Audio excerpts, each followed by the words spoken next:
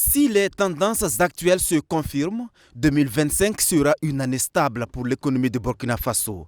L'inflation devrait baisser de 2%, une croissance économique de 6,5% est prévue. Ces chiffres marquent le projet de budget 2025 adopté par le gouvernement, examiné en détail par le réseau des OSC intervenant dans le domaine des finances publiques. Le budget de l'État atteint 3 594 milliards de francs CFA avec un déficit de 464 milliards. Ce déficit sera comblé par des emprunts et des ressources internes. Le groupe d'OSC salue l'effort du gouvernement. Parce que c'est à 3%.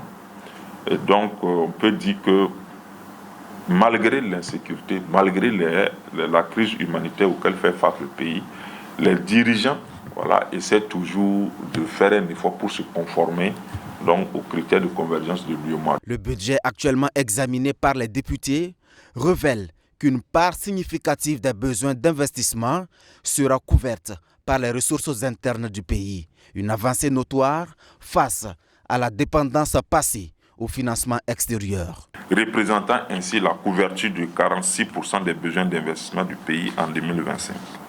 Cette part des ressources propres consacrées aux investissements est à saluer car elle vient rompre avec la dépendance vis-à-vis des financements extérieurs. Cependant, les dotations aux secteurs sociaux restent insuffisantes. La santé ne reçoit que 10%, loin des 15% recommandés par la déclaration d'Abuja dont notre pays est partie prenante. L'éducation obtient près de 20%, bien en dessous des 30% demandés. L'agriculture, elle, n'a droit qu'à 4%, alors que l'engagement de Maputo, auquel l'État a souscrit, prône 10%. Une situation difficile à comprendre, surtout quand l'offensive agro-silvopastorale lancée par le gouvernement suscite espoir et ferveur. La part des 4% qui a été donc consacrée à ce secteur-là ne va pas permettre de développer un secteur agricole performant. Parce que l'initiative présidentielle est sur un certain nombre de thématiques donc, du secteur agricole. Donc ce n'est pas sur toutes les thématiques. Ça c'est un des éléments. L'autre élément, c'est de se dire quand même que c'est progressivement qu'on atteint, donc qu'on va atteindre ce taux.